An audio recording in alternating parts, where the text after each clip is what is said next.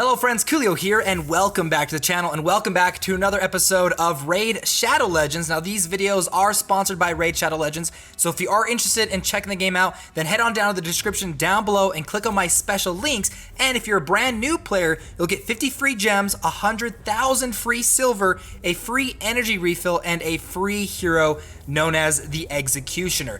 Now in today's video, what we're going to do is we're actually going to talk about the state of my current account right now. Kind of things that I've shifted recently to kind of prepare for some upcoming content that I'm going to be preparing for, as well as talk about one of the most recent updates the game just did, and we're going to try out some PvP. So the first thing we're going to do, let's go and head on over to our tavern. Actually, never mind, let's go to our champions, and I'm going to talk about one of the things I'm kind of working towards, because one of the upcoming videos I'm going to be doing is going to be based off of Faction Wars. Now, if you guys don't know what Faction Wars is, it basically is you setting up a team set within a certain faction, and then pushing your way through that specific content.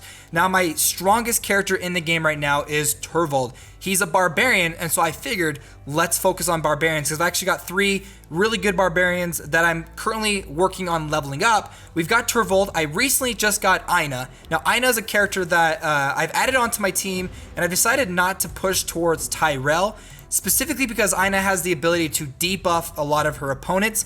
And then we've got Aether. Now, he's another character that I recently got, I believe, that we're going to start focusing on leveling him up a little bit later. But currently the one that I've been leveling up and kind of focusing and getting a lot of the equipment right now is Aina. We're working on building out a barbarian team.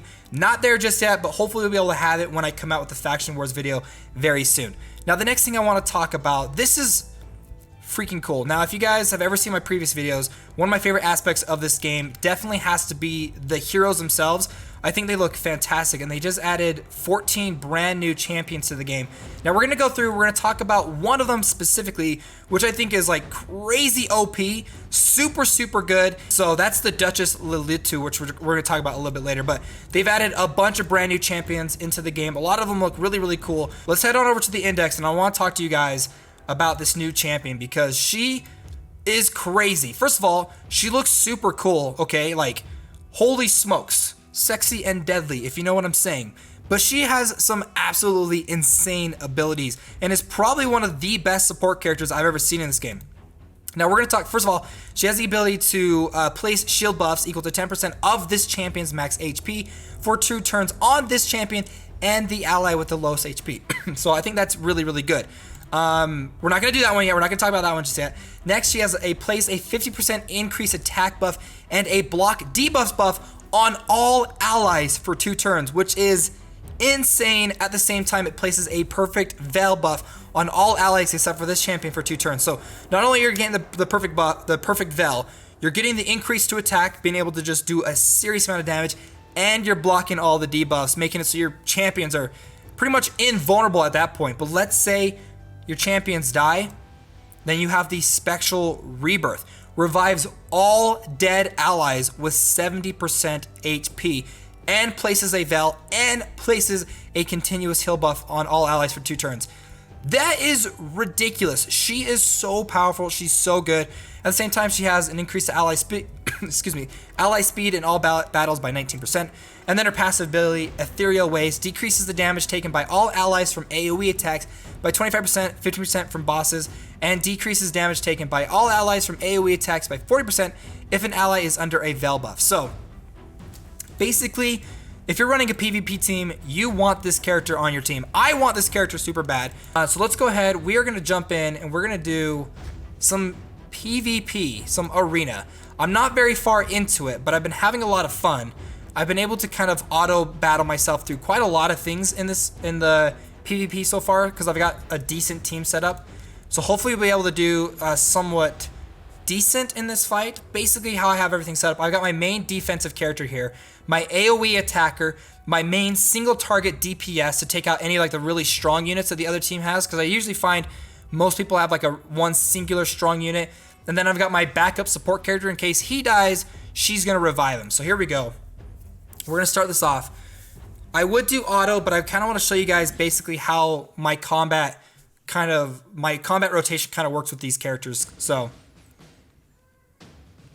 usually first up is my dude here on the right. We are going to activate Hellraiser, attacks all enemies, places a 30% increased speed buff on this champion for 2 turns. So here we go.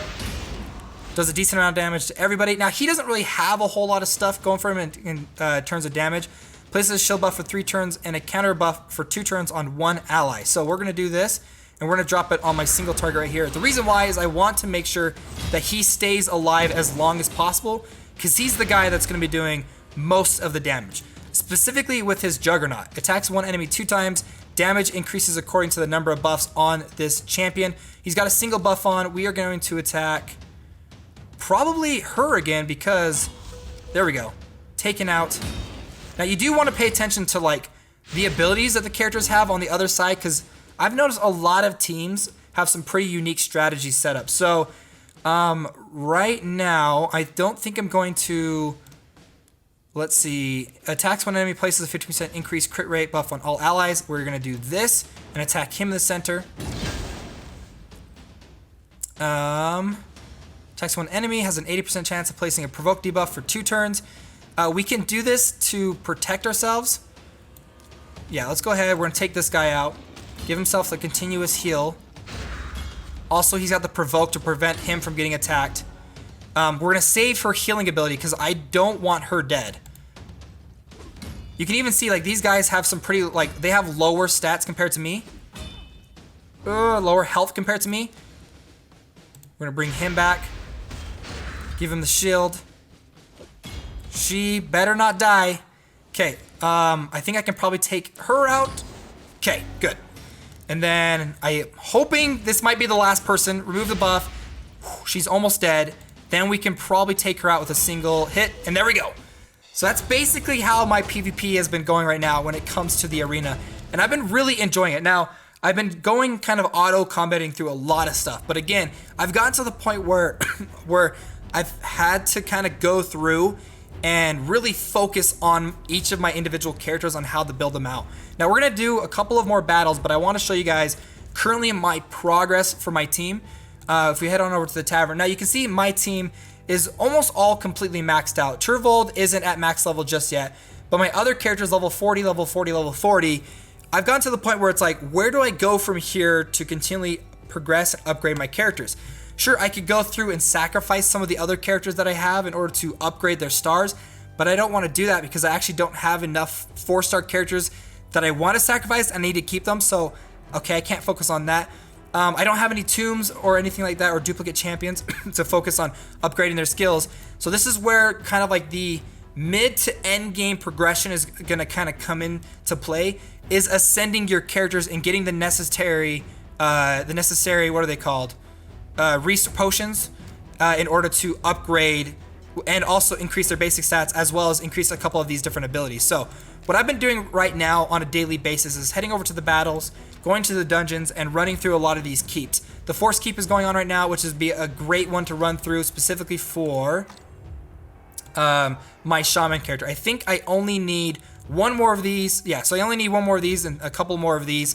And the farther along you progress, by the way, through a lot of these dungeons, the easier chance that you have at actually getting the necessary potions. So I can go through and I can beat this stage fine. This one's a little bit harder. If I were to manually do it, I think I could probably do it just fine.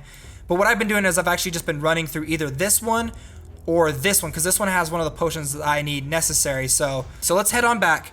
We're going to go into the battle. We're going to go to arena. We're going to work ourselves through a couple more of these. Who do we want to fight next? Do we want to take this guy? I'm pretty sure could beat us. So could this person. This person this person would be so easy. This one will probably be a pretty good challenge. Let's take this one on. I think we might lose. They've got a full blue team. Blue is weak against red. So my defense, let's do it.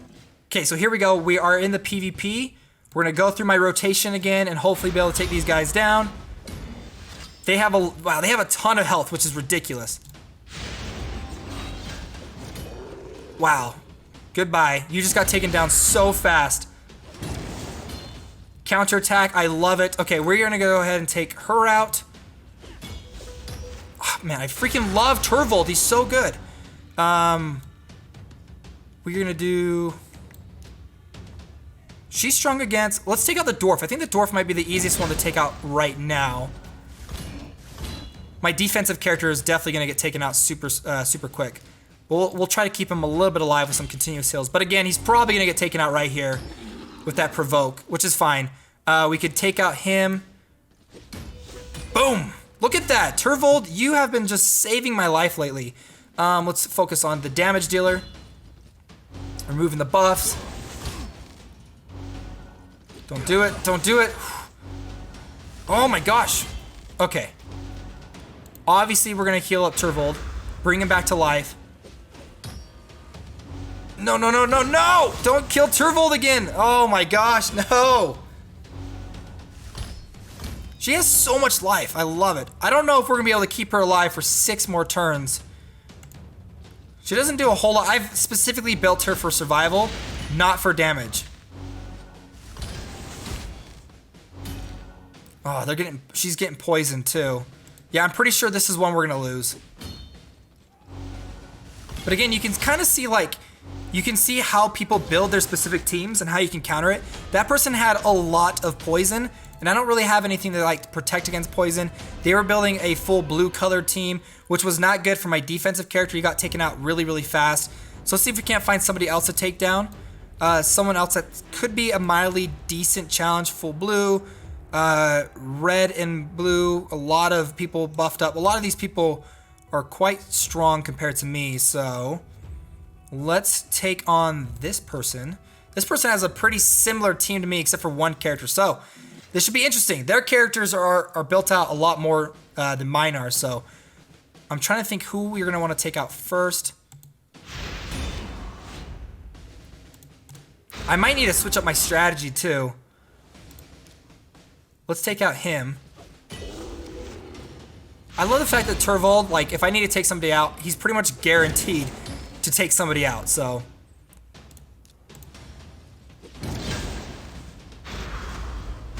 Oh, we need to take the shaman out. Let's take this guy out. Oh, never mind.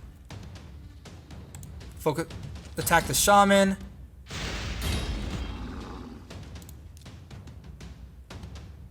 Who's up next? This guy is gonna attack next, so maybe we can take him out. Again. There goes my defensive character. I don't know, you guys. I think we might end up losing this one too. We'll take her out. Actually, I think we might be able to do this.